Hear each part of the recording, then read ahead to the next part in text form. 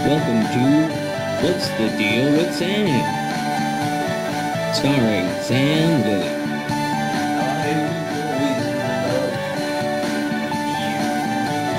Join Sam as he discusses a wide variety of topics.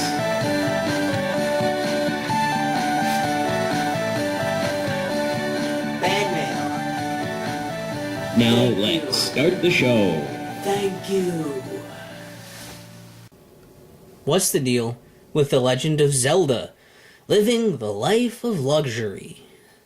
It's like The Legend of Zelda with the ground.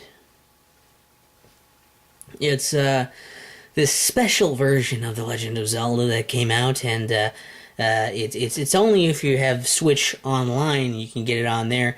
It's just a special little save data thing you can get, an extra save file, essentially, like a fourth file, where you can play this special version of the game.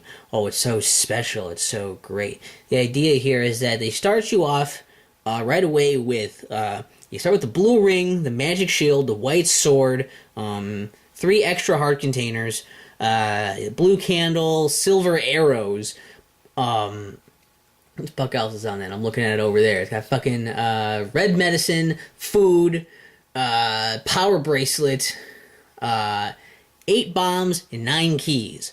And 255 rupees. And hey, if that's not enough, they also opened up pretty much all the fucking secret doors for you. Or at least all of the good ones, I believe.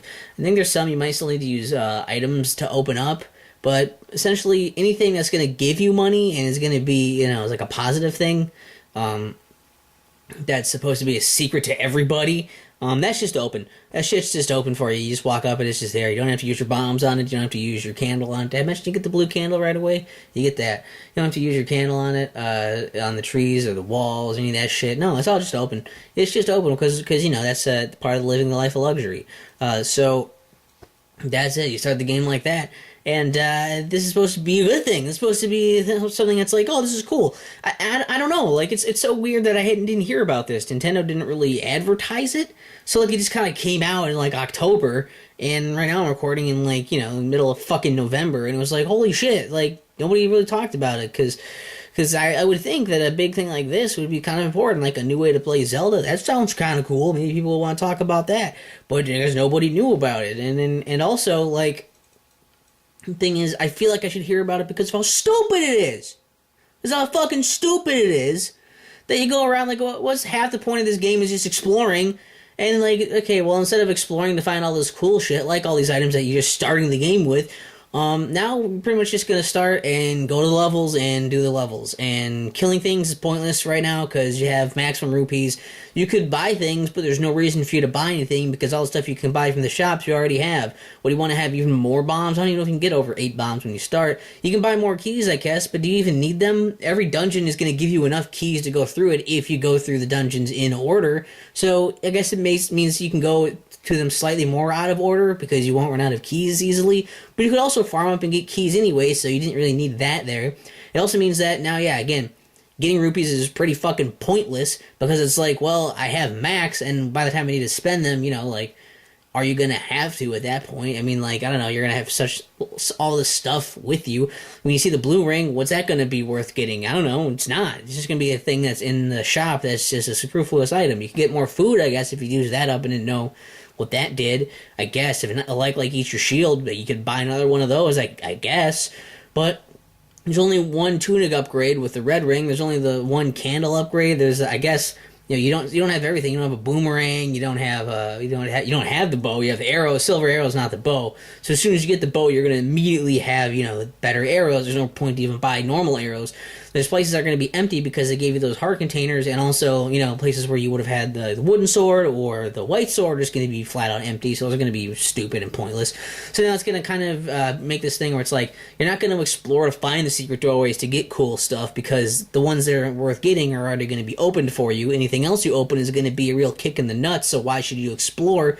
And it's like, well, I mean, you might just kind of breeze through the dungeons because you don't even need to go around and go to all the rooms, because if you have enough keys to get to the boss and fight the boss, you might just kind of skip over the important item you need to get, the fucking dungeon item. Like, oh shit, well, eventually you're going to need to have something like, I don't know, like the bow, or if you miss the step ladder or something, I don't know, like if you just miss these items, you just don't get them, then you're going to be screwed over and you're going to have to backtrack and try to find them, and it's going to be a thing that basically the game is going to punish you for not exploring, even though this version is kind of encouraging you not to explore. It's not really incentivizing the exploration as much. You're not getting as rewarded for exploring because you already have all this good stuff from the get-go, and it almost makes you feel like you have the tools to just beat the game right away. Like, people are going to think this is kind of akin to Breath of the Wild, right? You got the whole, like, blue tunic going on, and you're like, oh shit, well, I got all this stuff. I guess I can just do everything right now and do it in whatever order I want. You can't. You still have to go and get this other stuff before you can beat some of the other levels to get to some of the parts of the map. You have to do certain things to keep moving forward, and all this does is, I guess, save you some time while making the game less rewarding and teaching you less in the process. And it's fucking baffling that this is an option, because it's kind of geared towards newcomers, but it's going to make the design of the game a lot worse for newcomers, because, yeah, it's going to be a little easier at first, but they're going to get lost, not know that they're supposed to explore and do certain things. It's going to be a real rough time once they finally are getting stuck, and they're not really going to be prepared for it because they haven't been, slowly, like, been subliminally taught these things through the actual just language of the game.